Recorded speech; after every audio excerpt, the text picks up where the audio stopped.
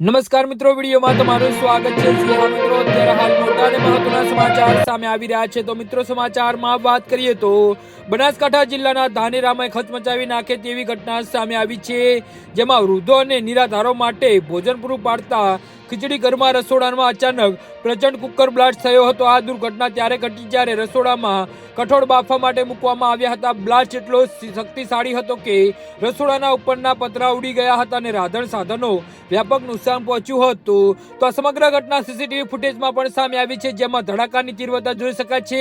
સદનસીબે જ્યારે આ બ્લાસ્ટ થયો ત્યારે રસોડામાં સેવાભાવી લોકો કામ કરી રહ્યા હતા, પરંતુ પ્રભુની કૃપાથી કોઈ જાનહાનિ થઈ નથી અને તમામ લોકો આબાદ બચાવ થયો હતો। ઉલ્લેખનીય છે કે ધાનેરાનું આ ખીચડી ઘર અનેક નિરાધાર અને જરૂરિયાતમંદ લોકો માટે ભોજનનું આશ્ચર્ય કેન્દ્ર છે।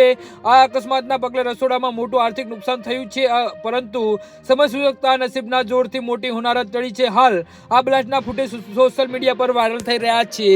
જી હા મિત્રો, તો આના વિશે તમારું શું કહેવું છે તો નીચે મારી કમેન્ટ બોક્સમાં જરૂરથી જણાવજો અને અમારી યુટ્યુબ ચેનલને સબસ્ક્રાઇબ કરવાની ભૂલતા નહીં। ધન્યવાદ।